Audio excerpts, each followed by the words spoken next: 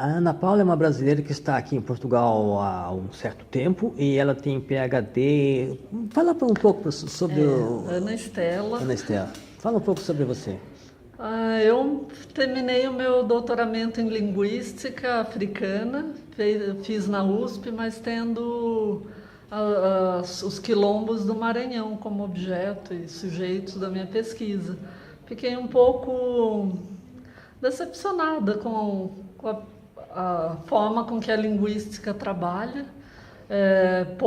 Se envolvia muito pouco nas questões políticas e acabei indo tentar uma bolsa do Ministério das Relações Exteriores do Brasil em Cuba.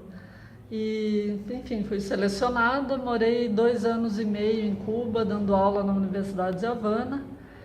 E, enfim, foi uma experiência ótima, me abriu portas para eu fazer um pós-doutoramento aqui em Lisboa, com todo o conhecimento que eu já tinha do Brasil e depois de Cuba sobre as religiões de matriz africana, a importância disso nesse diálogo com Portugal, que foi o pioneiro na todo o sistema escravocrata.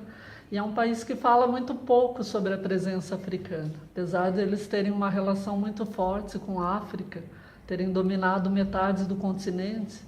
Eles falam muito pouco, as questões raciais aqui agora que estão a aparecer, o que o Brasil já fez há 20 anos atrás, discutir material didático, pequenas leis e ações que foram tomando corpo e mudaram toda a relação do brasileiro com a questão racial, ainda está em início aqui em Portugal. Eu vou te interromper um pouquinho porque no governo Lula foram criadas as cotas raciais, né? Foi um avanço porque os negros sempre foram excluídos. Bem em Portugal, como é que você disse que isso?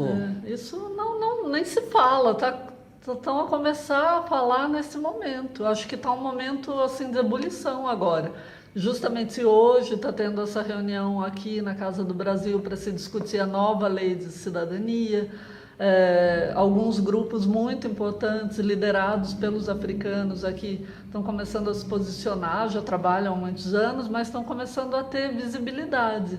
E há 2 anos atrás eu fiz um relatório para a União Europeia que era sobre justamente a presença africana aqui em Portugal, como é que Portugal lida com essa questão racial.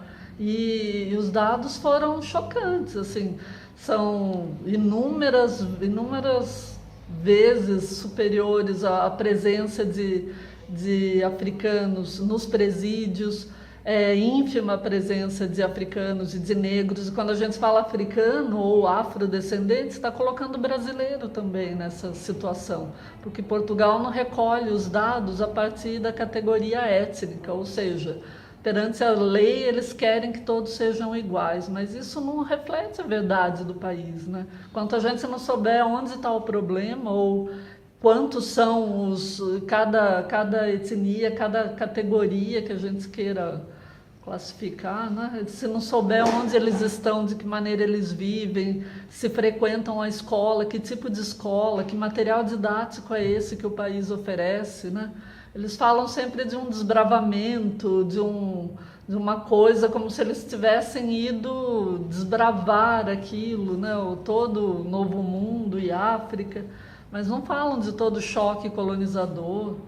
Então é um país assim que ao mesmo tempo vem tendo políticas públicas, né, que são adequadas. Eu acho que vive-se muito melhor aqui, mas ao mesmo tempo, quem é que vive melhor, né? Há uma parcela da população portuguesa que vive muito mal.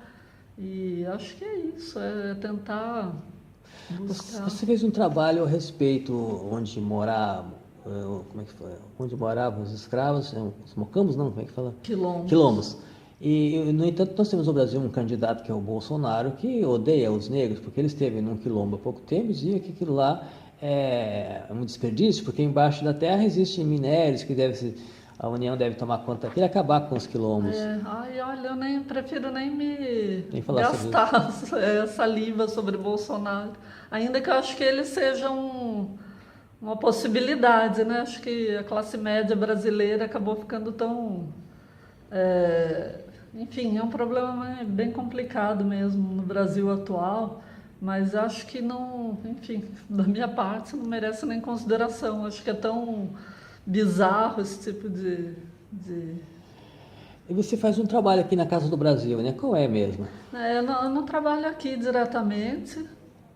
Aqui quem trabalha é um grupo de brasileiros que tem movimentado muito. A casa está completando já 25 anos em Portugal, tem feito um trabalho e faz ainda importante de trabalhar com a presença brasileira aqui, que é muito complicada, diga-se de passagem. Há uma relação amor e ódio, né, com o Brasil, né, dos portugueses em relação ao Brasil, ao mesmo tempo que há toda a admiração cultural e isso tudo. Há um problema sério. Assim, eu terminei meu pós-doutoramento e eu não conheço nenhum professor brasileiro em nenhuma universidade daqui de Portugal. Então não é possível que tantos brasileiros venham, façam, se qualifiquem, né, façam seus doutoramentos, pós-doutoramentos e não sejam absorvidos pelo mercado de trabalho. A gente tem a impressão que os portugueses são melhor recebidos no Brasil do que o contrário, do que os portugueses recebem os brasileiros. Ou estou enganado? Eu não sei, é difícil dizer, né? Porque isso sempre está muito relacionado às nossas experiências pessoais. Eu me sinto muito bem acolhida aqui, mas sou crítica o suficiente para saber que brasileiro, agora que está a mudar um pouco esse estigma de que brasileiro é prostituta, de que brasileiro é ladrão.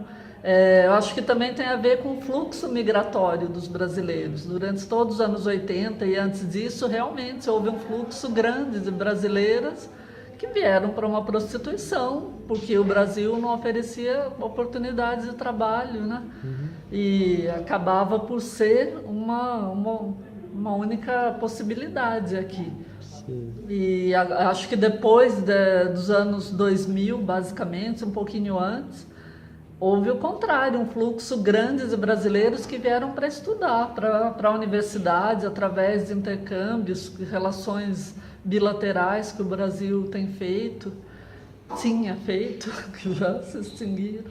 E daí mudou completamente, até chegar a esse terceiro fluxo, que é dessa elite brasileira que antes morava em Miami, já não vê aquilo como possibilidade e prefere viver aqui, que é uma porta de entrada para a Europa.